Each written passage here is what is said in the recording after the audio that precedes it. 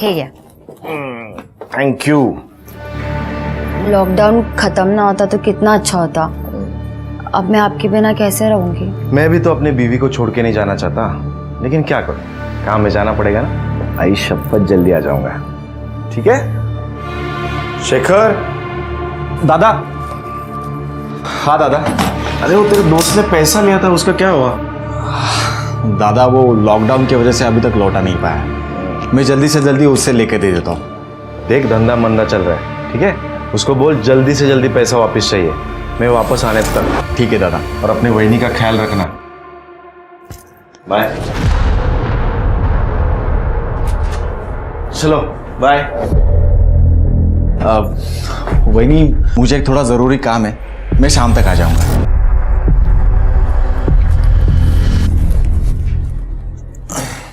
Bye.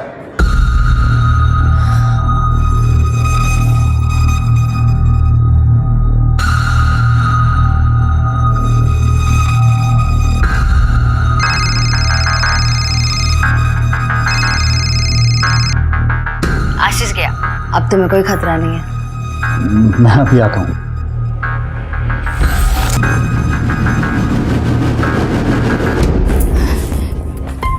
तुम्हें शर्म नहीं आती? मेरे भाई का घर तोड़ के क्या अपना घर बचा रहेगा? मैं तुम्हें मानसी बहनी के पास बिल्कुल जाने नहीं दूंगी। तू रोकेगी मुझे? तू रोकेगी मुझे? योगेश, योगेश प्लीज। नहीं नहीं। मुझे रोकेगी तू? हाँ?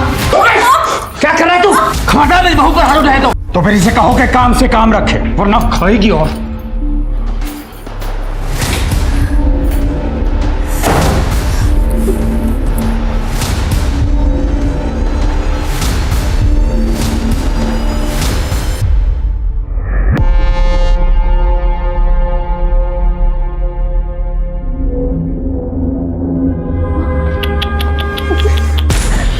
अरे रे रे रे, कितना मारा है तुझे? अच्छा मैं ना मलहम लगा देता हूँ।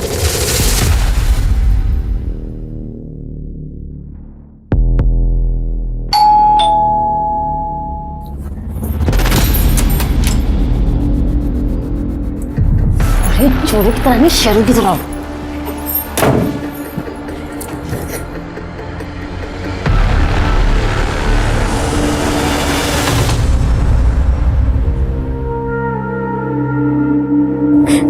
तब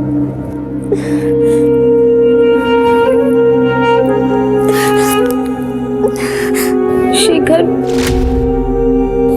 शेखर फोन उठाओ।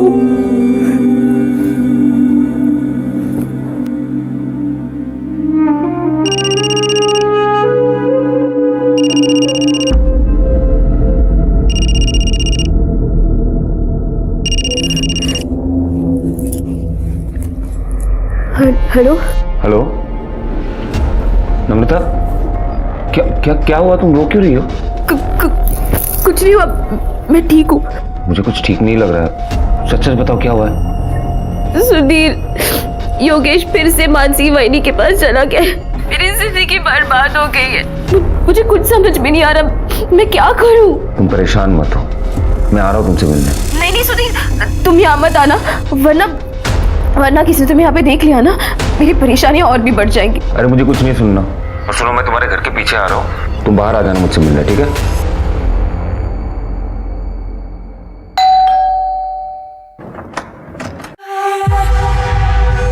आशीष, कैसी हो? मैं ठीक हूँ। बोल कर गए थे कि जल्दी आ जाऊंगा, लेकिन इतने दिन लगा दिए। अरे क्या करूं मेरी जान, काम धंधे के लिए बाहर तो निकलना पड़ता है ना। फिर ये लॉकडाउन हो गया, अभी भी कैसे आया हूँ सिर्फ मुझे पता है। और इस लॉकडाउन में तुम्हारे बिना मेरी क्या हालत हुई है वो मैं किसे बताऊं? मुझे बताओ ना।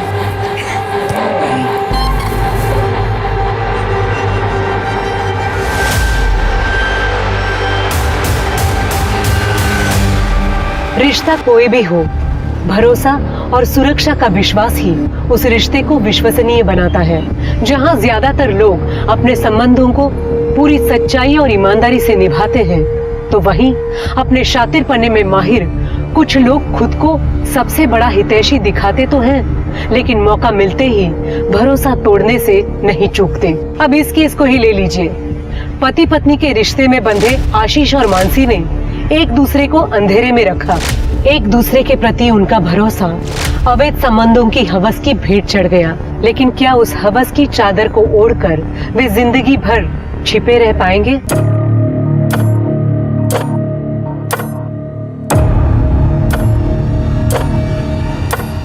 कितनी बेरहमी से मारा है तुम्हें। बता,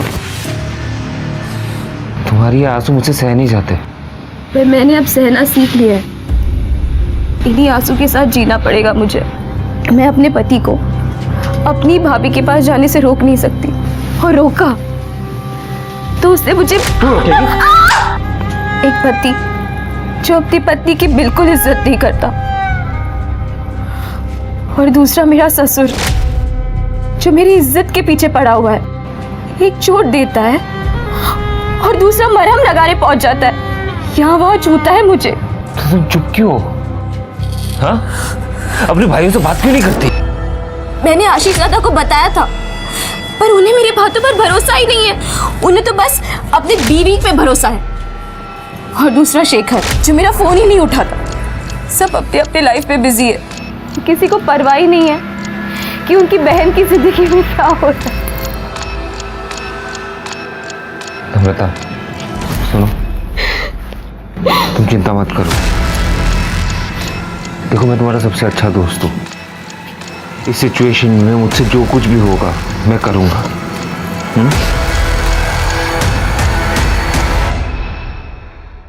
आ नहीं सकते थे, फोन तो कर ही सकते थे ना। अरे हाँ, वो इस मक्कर का भी फोन अभी आना था। कौन है? एक दल्ला है, बिजनेस राइवल। हम लोग जो और बाकी कंपनियों को माल बेचते हैं ना, उसमें से कमीशन खाता है ये। मेरी ईमानदारी की वजह से इसका बिजनेस चौपट हो गया है। हेलो आशीष भाऊ, ऐसी भी क्या नाराजगी? फोन तो उठाओ कम से कम। वैसे भी तुमने मुझे घर पर बैठने को मजबूर कर दिया है। ऊपर से लॉकडाउन ने मेरी कमर तोड़ दी है। देखो भाऊ, अकेले खाओगे तो हजम नहीं कर पाओगे। क्या मतलब? मतलब ये कि एरिया बांट लेते हैं। तुम्हारा बिजनेस तुम करो और मुझे भी अपना कमा के खाने दो। औकात से ज्यादा खाने वाले का पेट ना ऐसे ही फटता है। कि ऐसा ना हो कि वक्त फिर से करवट बदले और तुम धप से मुंह के बल आगे रहो। फालतू की धमकी देना बंद कर, समझा ना? तूने खुद अपने लालच और बेईमानी की वजह से तेरा धंधा डुबाया है। मान ले कि तेरा इस धंधे में टाइम खत्म। किसका टाइम खत्म हुआ और किसका शुरू होगा, ये तो वक्त ही बताएगा।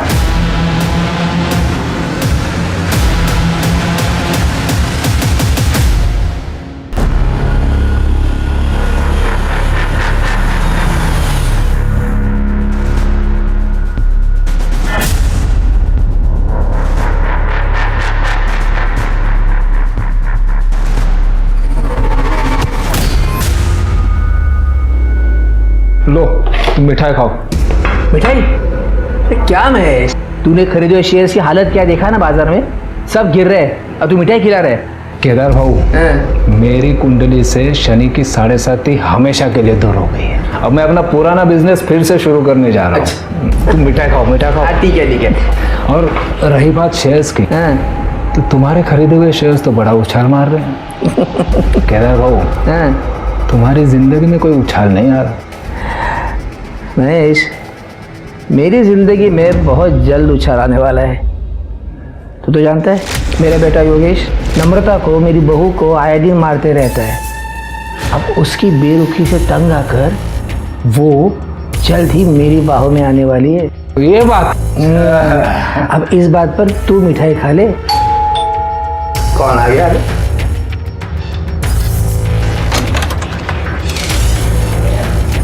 महेश कुलकर्णी। हाँ, मैं संजय, वो शेयर मार्केट में इन्वेस्टमेंट की बात करना चाहता हूँ। हाँ हाँ, आइए आइए।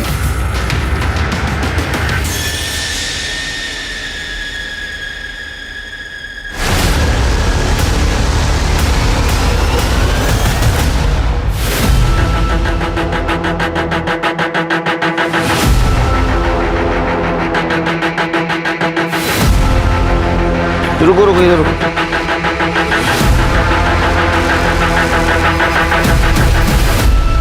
ये तो मेल बॉडी है, लेकिन कमाल है मेल बॉडी होके बिना कपड़ों की। हो सकता है इसका गला दबा कर मारा हो इसे। इसका चेहरा भी बिगाड़ा गया है सर। डेफिनेटली पहचान छुपाने की कोशिश की गई है। हो सकता है किसी पत्थर वत्थर से मारा हो। लेकिन इसको यहाँ मारा गया है और या कहीं और मार के यहाँ लाया है।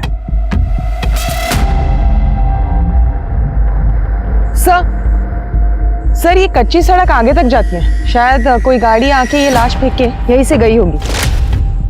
करोड़े कैसा पर तक बगा सर। शिरके सर, बॉडी को पोस्टमार्टम के लिए भेज दो और आसपास पूछताछ करो, किसी ने कोई एक्टिविटी देखी है क्या। और आसपास जितने भी पुलिस स्टेशन है वहाँ इंक्वायरी करो, कोई मिसिंग कंप्लेंट है क्या। ठीक है सर।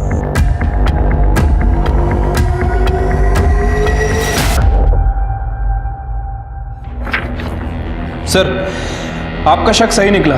गला दबाकर ही मारा गया था और उसके बाद उसका चेहरा बिगड़ा। ये देखिए, पीएम रिपोर्ट में मेंशन है कि उसकी मौत 29 जून को दिन में 11:30 से 12:30 के बीच में हुई है। और सर उसके पहले उसके साथ सेक्सुअल एक्टिविटीज भी हुई हैं। कहीं औरत के चक्कर में तो ये मर्डर नहीं हुआ? सर लग तो ऐसा ही रहा है। सर बॉडी की डिटेल से कोई मिसिंग कंप्लेंट मैच नहीं हुई है और जहाँ ये लाश मिली वहाँ रोड के अलावा और कोई आबादी नहीं है, इसलिए कोई डिटेल्स नहीं मिल पाई। ठीक है, इस मर्डर केस की इन्वेस्टिगेशन शुरू कर दो और फोटोग्राफ आसपास के पुलिस स्टेशन में सर्कुलेट कर लो और बॉडी का डीएनए टेस्ट भी करवाओ। ठीक है सर।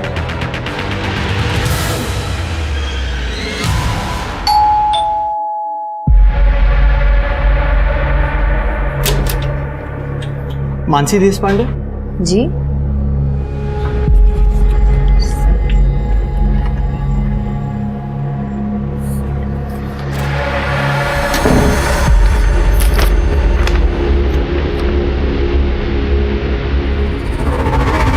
क्या? आशीष का डेथ सर्टिफिकेट? हे भगवान, ये क्या हो गया? आशीष, वही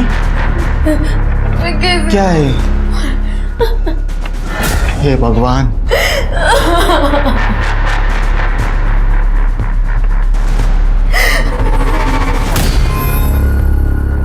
फाइनली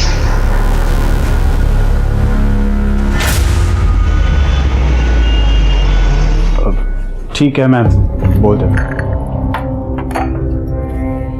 सुनो, क्या हो?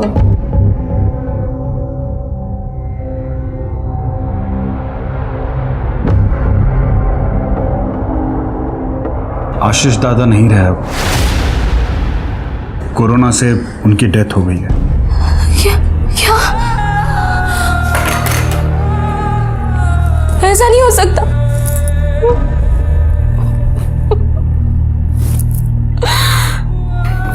संभालो अपने आप को। अब वैसे भी हमारे रास्ते का कांटा तो निकल ही गया ना। मैं तुमसे तलाक देके मानसी से शादी कर लूंगा।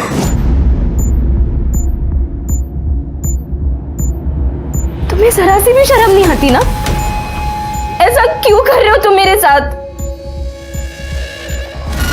योगेश, योगेश रुको योगेश, प्लीज मुझे ऐसे मत ठुकराओ। छोड़ बाला। योगेश, तुम्हारी हिम्मत कैसे हुई नम्रता के साथ ऐसा बिहेव करने की? चाहता हो गेट आउट।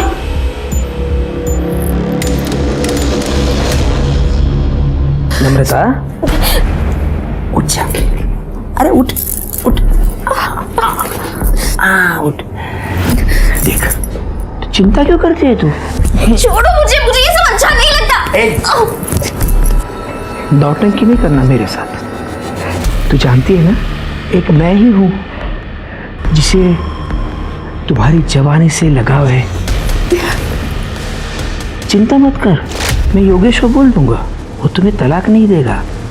करने दो उसे जो करना है वो, और मुझे जो करना है वो मैं करूंगा।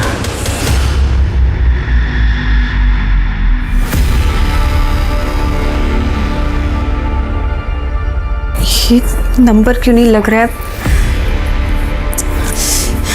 ये आशीष का नंबर कई हफ्तों से स्विच ऑफ क्यों आ रहा है? सब कुछ ठीक हो बस। मानसी बहनी, प्लीज मेरा घर मत तोड़ो। योगेश को छोड़ दो। देख नम्रता, तू अपने पति को नहीं संभाल पाई तो इसमें मेरी क्या गलती है? मतलब तू सीधे से नहीं मानेगी? मैं तुम्हें ना करी। छोड़ो उसको। अगर एक बार तूने और हाथ लगाया ना तो तू जिंदा नहीं रहेगी। मेरे बहन को हाथ कैसे लगाया? शेखर, ये मानसी बहनी और ये योगेश दोनों का चक्कर चल रहा है। क्या? सोचा भी नहीं था तुम लोग इतना गिर सकते हो। मानसी बहन, अरे थोड़ी तो शर्म करो। आशीष दादा जाने के बाद तुम लोग तो खुलेआम रंगरलिया मनाने लगे। नम्रता, तू गार्जियनों को करो। मेरे जीते जी मैं ये होने नहीं दूंगा। सर, हमारे पारिवारिक प्रॉपर्टी का बंटवारा करना है। प्रॉपर्टी में कितने बंटवारे? जी, ये मेरे बड़े भाई का डेथ सर्टिफिकेट है। अभी हाल ही में उनकी कोरोना से डेथ हुई है। उनकी एक बीवी है मानसी और मेरी छोटी बहन है नम्रता। इन दोनों का हक बनता है। ऐसा कोई तरीका है जिसे ये मानसी को इस प्रॉपर्टी में से कुछ भी ना मिले? इसलिए हमें ये प्रूव करना होगा कि लीगली वो तुम्हारे भाई की वाइफ है ही नहीं। और दूसरी बात, वो किसी और से शादी कर ले तो उन्हें प्रॉपर्टी का कोई भी हिस्सा नहीं मिल सकता। जी, थैंक यू।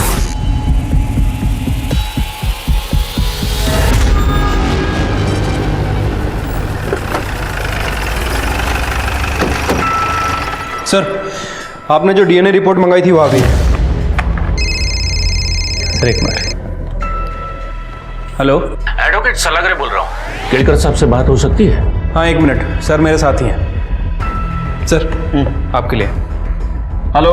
हाँ नमस्कार केड़कर साहब, एडवोकेट सलागरे बोलते हैं। हाँ नमस्कार सर, बोला बोला। अभी शेखर नाम का लड़का आया था मेरे पास प्रॉपर्टी के बंटवारे का केस लेकर। उसके भाई की डेथ हुई है। सर्टिफिकेट में death of cause is corona ऐसे लिखा है। ये सर्टिफिकेट मुझे नकली लग रहा है। अच्छा, एक काम करना सर लग रहा है, वो सर्टिफिकेट और वो आदमी की डिटेल्स शिरके के मोबाइल पे सेंड कर दो। सर भेज देता हूँ मैं। Okay, thank you. आया? हाँ सर, आ गया। एक काम करो, ये स्वाति को फॉरवर्ड कर दो और स्वाति को बोलो पता करे ये फेक है या ओरिजिनल है। सर। सॉरी मानसी भाभी, उस दिन मैं कुछ ज़्यादा ही बोल गया। अगर योगेश को ही नम्रता के साथ नहीं रहना है तो मैं क्यों कुछ ज़बरदस्ती करूं? और आप दोनों को भी शादी करनी है तो मुझे कोई प्रॉब्लम नहीं है। अगर आपको कोई भी हेल्प लगे तो आप मुझे बोल सकते हैं, लेकिन वही नहीं, मैं चाहता हूं कि दादा के बाद उसकी प्रॉपर्टी का हकदार सिर्फ मैं रहूँगा। ठीक है शेखर, वैसे भी तुम्हारी प्रॉपर्टी में मेरी कोई दिलचस्पी नहीं है। मुझे तो सिर्फ योगेश चाहिए। मैं अपनी दुनिया बसाना चाहती हूँ योगेश के साथ।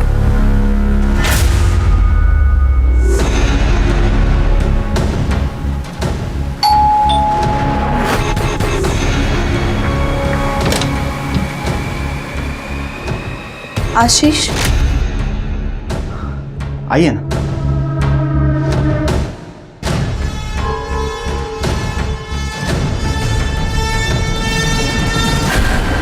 लेकिन आप कौन?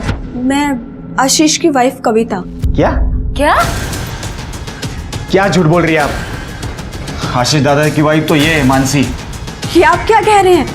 आशीष की वाइफ मैं हूँ कविता। अगर आपको विश्वास नहीं होता ना, ये मैरिज सर्टिफिकेट देखिए।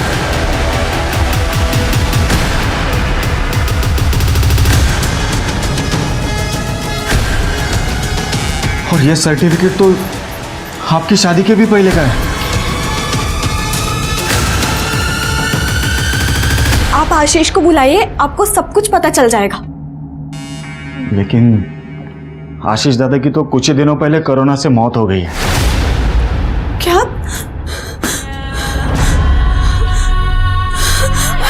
आशीष?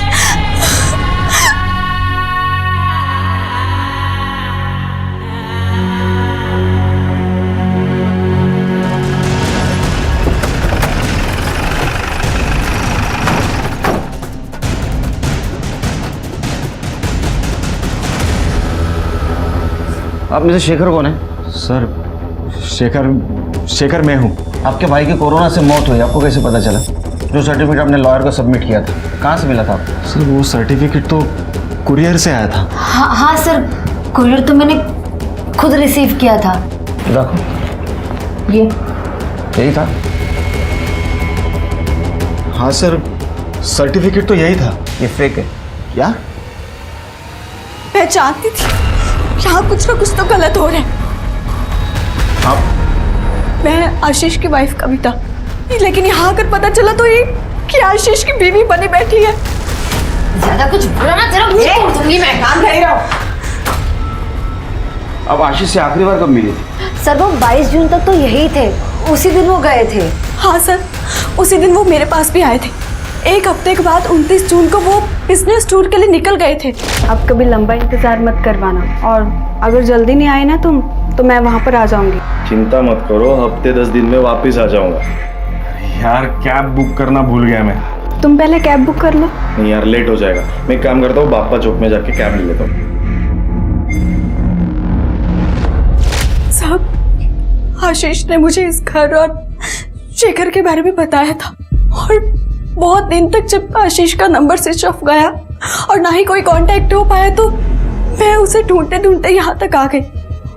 और सर आशीष दादा भी 22 जून के बाद वापस घर आए ही नहीं। हाँ सर, वो सिन्नर जाने का कह के गए थे। आशीष की किसी के साथ दुश्मनी थी? नहीं सर, उनकी किसी के साथ कोई दुश्मनी नहीं थी। दादा एकदम सीधे आदमी थे, वो सिर्फ अपने काम से काम रखते थे। सब महेश कुलकर्णी, ये आशीष का कॉम्पिटिटर हुआ करता था। आशीष ने अपनी मेहनत और ईमानदारी से उसका विश्वास जीत लिया था, और जिसकी वजह से महेश का कमीशन का धंधा भी चौपट हो गया था।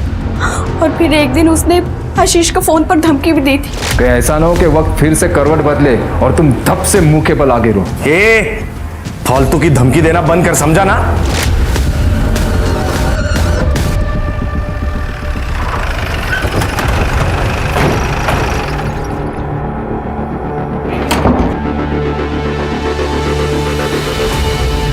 परेशान हो गए हमको देख के? नहीं सर, ऐसी कोई बात नहीं है, बताइए मैं क्या कर सकता हूँ। आशीष की वाइफ कह रही थी कि तुमने उसे कुछ धमकाया बिजनेस के सिलसिले में। सर बिजनेस में ये सब होते रहता है।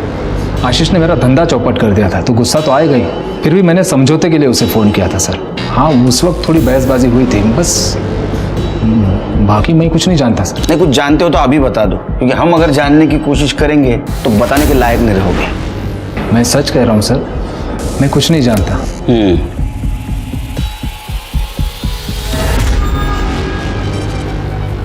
सर मुझे तो इस शेखर का ही हाथ लग रहा है, क्योंकि प्रॉपर्टी के बंटवारे को लेके वो डायरेक्ट लॉयर के पास चला गया। सर ये बात कुछ हजम नहीं हो रही है। लेकिन आशीष को मार के शेखर को ज्यादा कुछ नहीं मिलता, क्योंकि आशीष के मरने के बाद उसकी प्रॉपर्टी तो उसकी वाइफ को मिलने वाली थी। ये महेश हमसे कुछ छुपा रहा है। एक काम करो, महेश का सीडीआर रिपोर्ट और मोबाइल लोकेशन ट्रैक करो, और ये जो फेक डेथ सर्टिफिकेट मिला था वो किसने बनवाया था ये भी चेक करो। शायद उससे हमें पता चले कि आशीष के साथ एक्चुअल में क्या हुआ था। ठीक है सर। सर, कविता के बयान के मुताबिक 29 जून को आशीष नासिक से निकला था, और उसके अगले ही दिन हमें एक आदमी की लाश मिली थी नासिक के जंगल में। सर लाश की पोस्टमार्टम रिपोर्ट के हिसाब से उस आदमी की मौत 29 जून को ही हुई थी, तो कहीं ये लाश आशीष की तो नहीं? उस बॉडी से शेखर का डीएनए मैच कराओ। सर शेखर का डीएनए मैच होते ही इस बात की भी पुष्टि हो गई कि 30 जून को नासिक के जंगल में मिली लावारिस लाश दरअसल आशीष की ही थी। लेकिन पुलिस के सामने ये सवाल अब भी मौजूद था कि आशीष को आखिर मारा किसने। आशीष की फोन लोकेशन और कॉल रिकॉर्ड से भी कोई खास सबूत हाथ नहीं लगा। पुलिस का शक आशीष के बिजनेस राइवल महेश कुलकर्णी पर जाकर ठहर रहा था। दूसरी तरफ पहले ही अपने पति से मिले धोखे से दुखी नम्रता अपने भाई शेखर के विश्वासघात से हिल गई थी, जो योगेश की शादी मानसी से करवाने की हिमायत कर रहा था।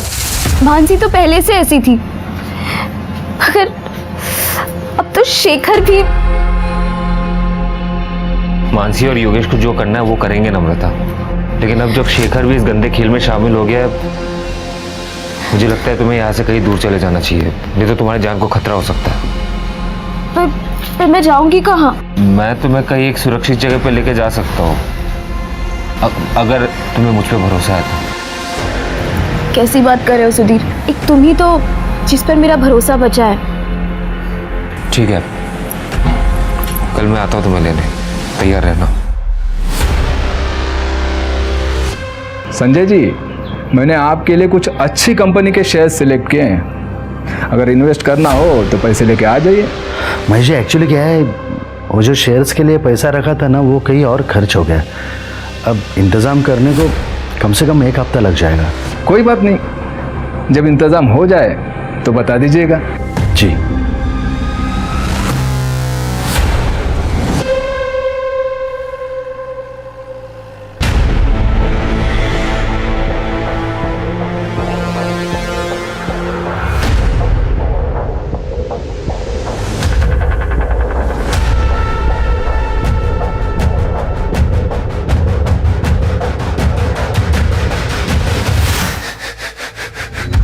नम्रता, नम्रता, नम्रता, क्या है? कहाँ घुस रहा है तू? कहाँ घुस रहा है तू? नम्रता का है? मुझे क्या पता, कल रात से घर पर नहीं है वो। तुम्हें पता होगा ना, तू तो आशिक है उसका। बता कहाँ छुपा के रखा है उसे? मुझे नहीं पता नम्रता कहाँ पे है। भैया किसी और के साथ भाग के। सच सच बता नम्रता कहाँ है? तुम लोग उसे बहुत परेशान करते हो, मुझे पता। कहाँ छुपा के रखा है? कहाँ छुपा के रखा है? हिम्मत कैसे हुई तेरे मेरे बाबा को हाथ लगाने की? हाँ, हिम्मत कैसे हुई? छुपा के रखा है, मैं उसे ढूंढ के निकालूंगा, मैं बोल रहा हूँ। अरे जा जा, नम्रता जहाँ भी होगा ना, मैं पता लगा के रहूंगा। चल निकल। नम्रता कहाँ है? चल, पता लगाता है साला। कातिल बहुत चालाक है शेर के, और इसलिए उसने कोरोना का सहारा लिया।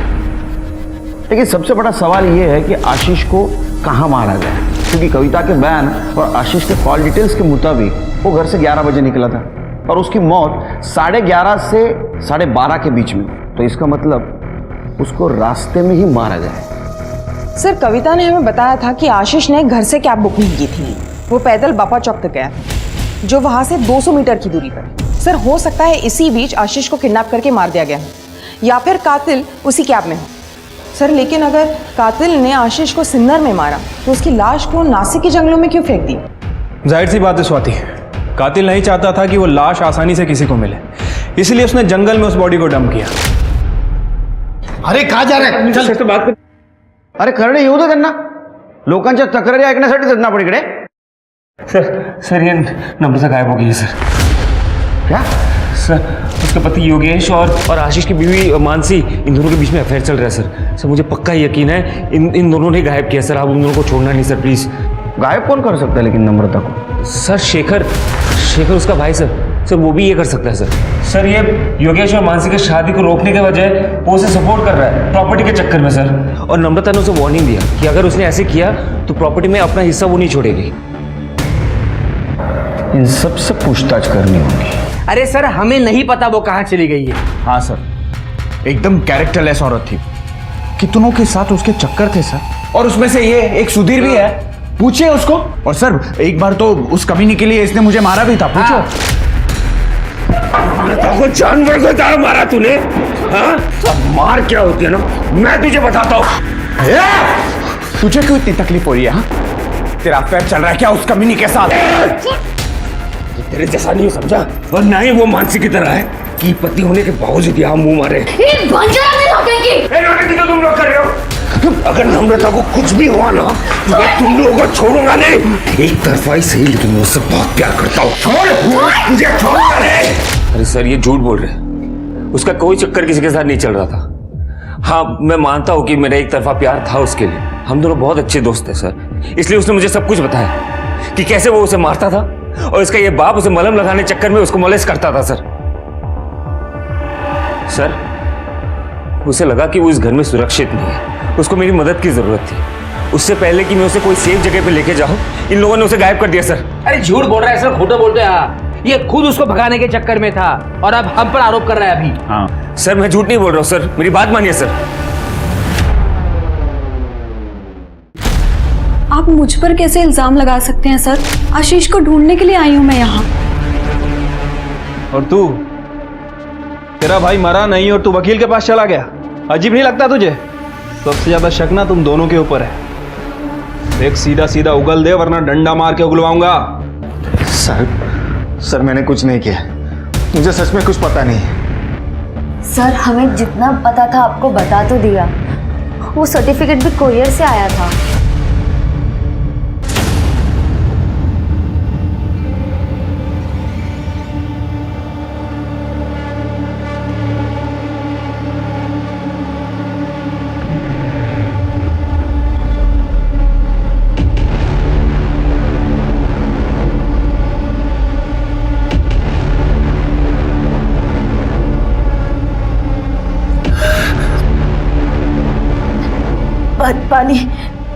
पानी देता हूँ देता हूँ।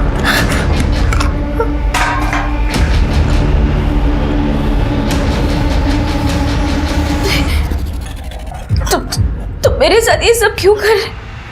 प्लीज प्लीज जाने दो मुझे। जाएगी ना? प्लीज। जाएगी, बाहर जाएगी तू, पहले तेरी जान जाएगी। तेरे भाई ने मुझे डुबाने के लिए जितने पत्थर मेरे गले में बांधे थे ना, उन सबका गिन गिन के बदला लेना है मुझे। नहीं नहीं प्लीज नहीं। ए, चुप।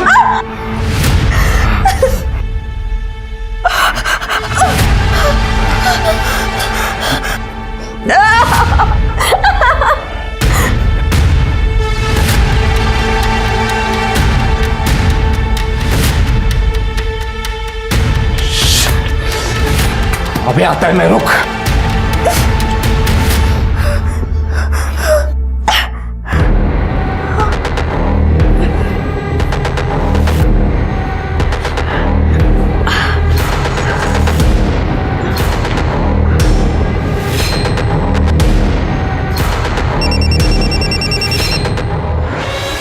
Hello hello hello Sudhir.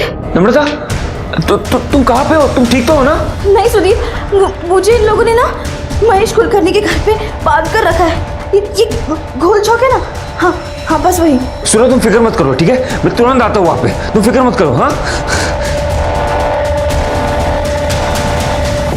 Sir, अभी तक इस नम्रता की सीडीआर से कुछ खास पता नहीं चला। 31 जुलाई से इसका फ़ोन स्विच ऑफ है और अभी तक स्विच ऑफ ही है। सर, हो सकता है कि नम्रता अपने हस्बैंड के साथ घर से भागी हो, या फिर कोई उसे ज़बरदस्ती करके ले गया हो सकता है कि मानसी और योगेश भी इसमें इन्वॉल्व हो। अरे शेखर? हाँ सर, इस शेखर को भी इग्नोर नहीं कर सकते हैं क्योंकि वो प्रॉपर्टी के लिए कुछ भी कर सकता है। और हमें सुधीर ने बताया था कि नम्रता अपना हिस्सा शेखर से मांग रही थी। सर वो नम्रता का पता चल गया सर। उसने मुझे 1 घंटे पहले फ़ोन किया था। उन लोगों ने उसे गोल चौक में किसी महेश कुलकर्णी के घर पे बंद करके रखा है सर। मैं वहाँ पे गया था लेकिन वहाँ पे कोई था नहीं।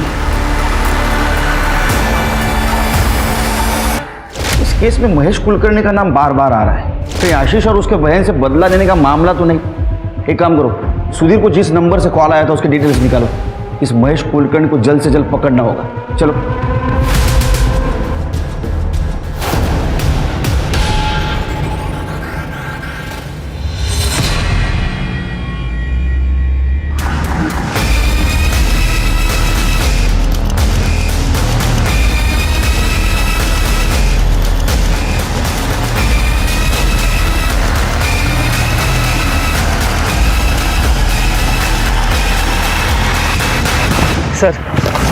सर यहाँ पे सर ये यहाँ।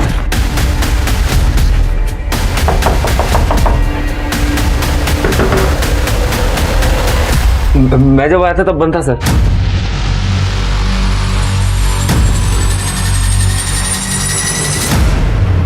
नम्रता चेक करो। सर ये तो मर चुकी है।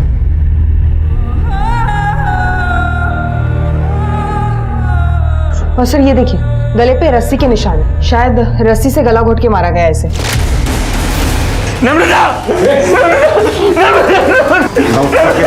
नौटंकी बंद कर। तूने मारा नम्रता को? तो एक तरफा प्यार करता था ना उससे। तूने बोला था दरवाजा बंद है, दरवाजा खुला था। सर मैं जब आया था सर तब अंदर से दरवाजा बंद था सर। यकीन कीजिए सर, मैं झूठ नहीं बोल रहा हूँ सर।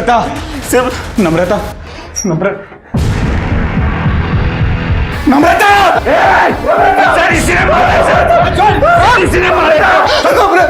तुझे कैसे बता रहे नम्रता यहाँ है? सर शेखर ने मुझे फोन करके बोला था नम्रता है यहाँ पे। सर योगेश को मैंने ही बताया था। सुधीर का पहले फोन मुझे आया था लेकिन मैं घर से थोड़ा दूर था और योगेश मेरे ही घर पे था, इसलिए मैंने आगे भेज दिया। हटा दिया ना तूने तेरी बीवी को रास्ते से? हाँ, मानसी के साथ अय्याशी कर रही थी ना तेरे को? सच बोल। सर सच बताओ तो आप लोगों के आने से पहले मैं यहाँ आ चुका था, लेकिन जब मैं यहाँ आया तो मैंने देखा कि ऑलरेडी नम्रता मर चुकी है, इसलिए मैं डर गया और डर के बाहर जाके छुप गया। सर ये शायद महेश का फोन है जिससे नम्रता ने सुधीर को कॉल किया। महेश मिल गया। क्या रे? खुश हो गया ना तू? भाई बहन को मार के तेरा बदला पूरा हो गया? सर आशीष और नम्रता को मैंने नहीं मारा है। हाँ मैं नम्रता को यहाँ ले आया था, पर केदार के कहने पर। देख, मेरी बहू नम्रता घर से भागने की तैयारी में है। वैसे मेरे बेटे योगेश ने तो उसे जिंदगी से निकाल ही दिया है। अब उसको किसी सुरक्षित जगह की तलाश है। इस स्थिति में उसके भाई का दुश्मन मतलब तू, तेरे उस वाले घर से सुरक्षित और कौन सी जगह हो सकती है? उसके बाद में केदार के घर पहुंचा। केदार ने नम्रता को पहले ही बेहोश करके रखा था। फिर मैंने नम्रता को गाड़ी में डाला और यहाँ ले आया सर। उसके बाद मैंने और केदार ने बारी बारी नम्रता के साथ शारीरिक संबंध बनाए। इन सबको कस्टडी में ले लो। चलो स्वाति, बॉडी को पोस्टमार्टम के लिए भेज दो और सीसीटीवी रहेगा तो उसका फुटेज कलेक्ट करो। सर,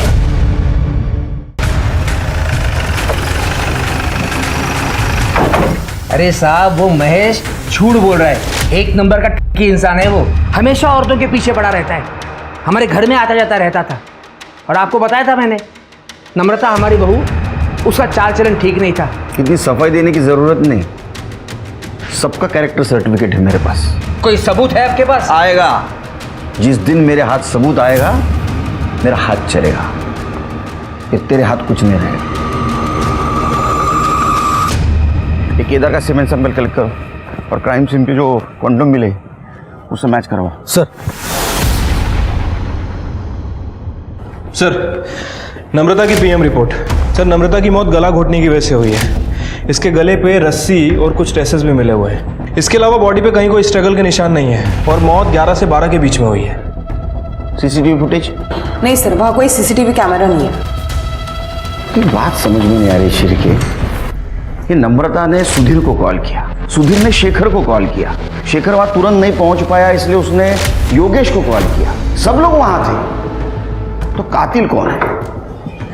सर, ये महेश के मुताबिक केदार को पता था कि नम्रता कहाँ है, लेकिन इस वक्त ये दोनों मर्डर से भी इनकार कर रहे हैं। नहीं शिरके, मुझे किसी पे भरोसा नहीं, क्योंकि आशीष और नम्रता दोनों का मर्डर सेम तरीके से हुआ है। तो हो सकता है इनका कातिल भी एक हो।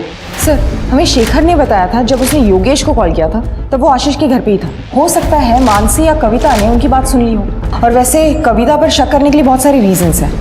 आशीष के मरने के बाद वो उसकी लीगल वाइफ है, तो शेखर जैसे ही प्रॉपर्टी पर उसका इक्वल दावा बनता है। सर, मैंने नम्रता को नहीं मारा है। और सर, मैं भी इस बारे में कुछ नहीं जानती हूँ। उस दिन नेटवर्क इशू होने की वजह से योगेश बाहर गया था सुधीर से बात करने के लिए, और जब योगेश अंदर आया तो उसने मानसी को बताया और मानसी ने मुझे बताया कि किसी ने नम्रता का किडनैप कर लिया है। हाँ सर, ये सही कह रही है।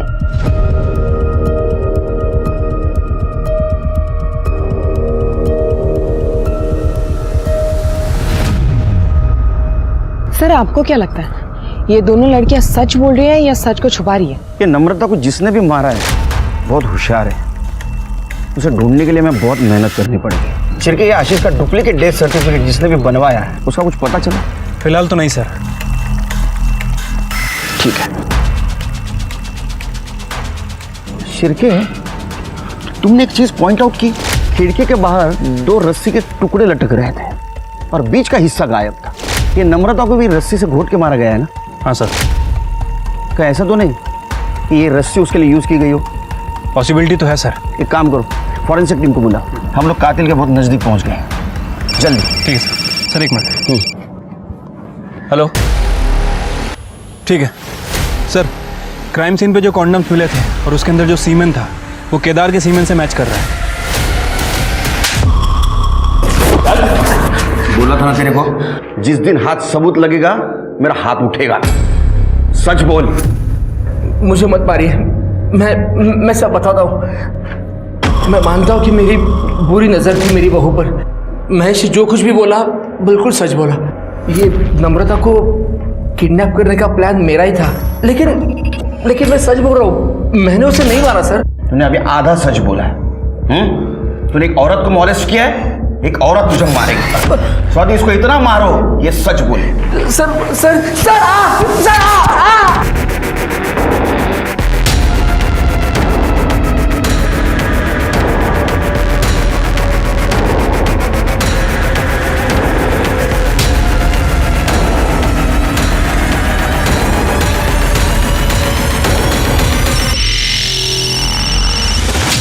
हेलो। कविता किसी को तो मिलने आई है, पर मैं देख नहीं पाया वो किससे मिलने आई है। ठीक है, वो बाहर आने तक वहीं रुको, और अगर पता ना चले वो कौन है तो किसी बहाने से अंदर चली जाना। Okay madam.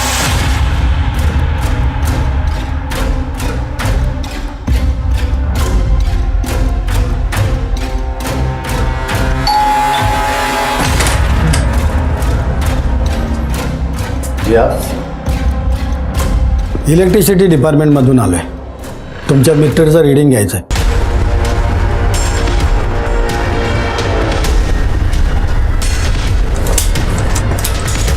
सर तुमचं मीटर फॉल्टी आहे, एक आठवड्यामध्ये तुम्हाला नवीन मीटर दिलं जाईल, पण मालकाचा आम्हाला एक फोटो लागेल। लेकिन मेरे पास में फ़ोटो नहीं है। सर ती आमच्याकडे सुविधा आहे, तुम्ही जरा मास्क खाली करा। सर ये वो आदमी है जिससे कविता मिलने गई थी। इसकी कुंडली निकालो। सब।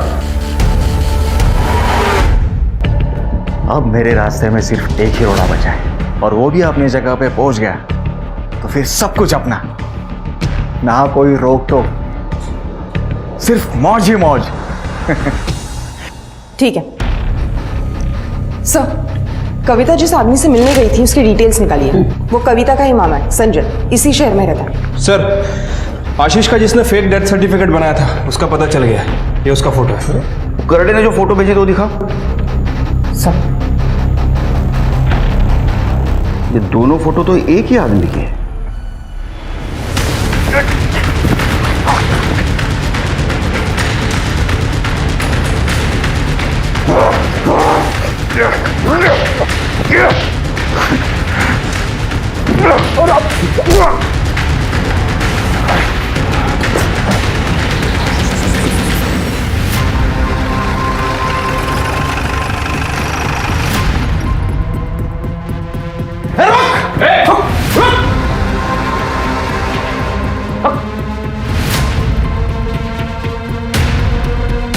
सब इसने नम्रता को मारा है। हमने जब इसे पकड़ने की कोशिश की थी ये हमलावर हो गया।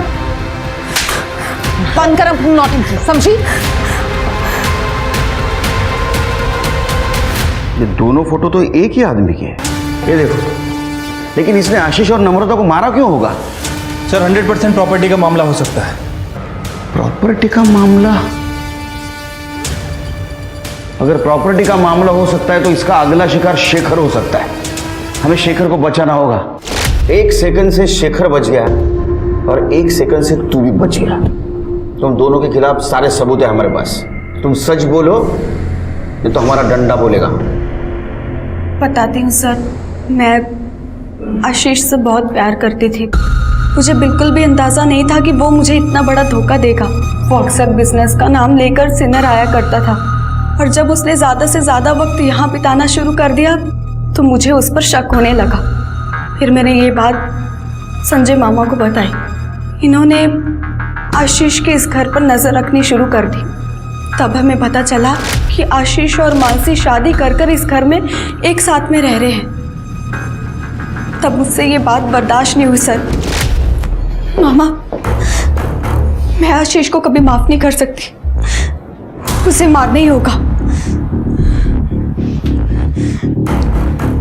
ये तू नहीं, तेरा गुस्सा बोल रहा है।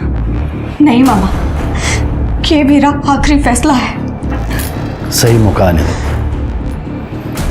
उसे मारने के लिए इस घर से अच्छी जगह कोई नहीं हो सकती। Surprise is ready. उठो।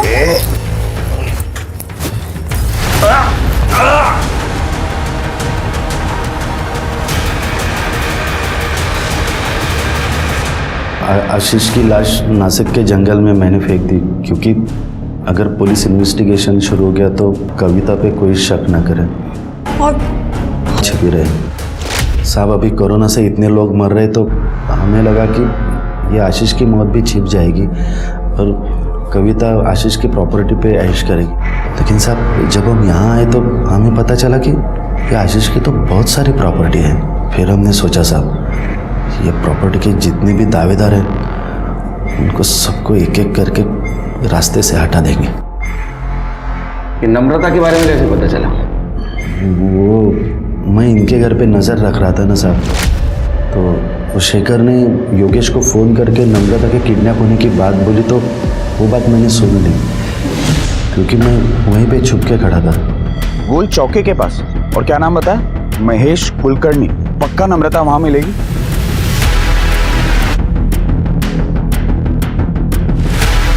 फिर मैं वो एड्रेस पे पहुंचा और नम्रता को गला घोट के मार दिया साहब।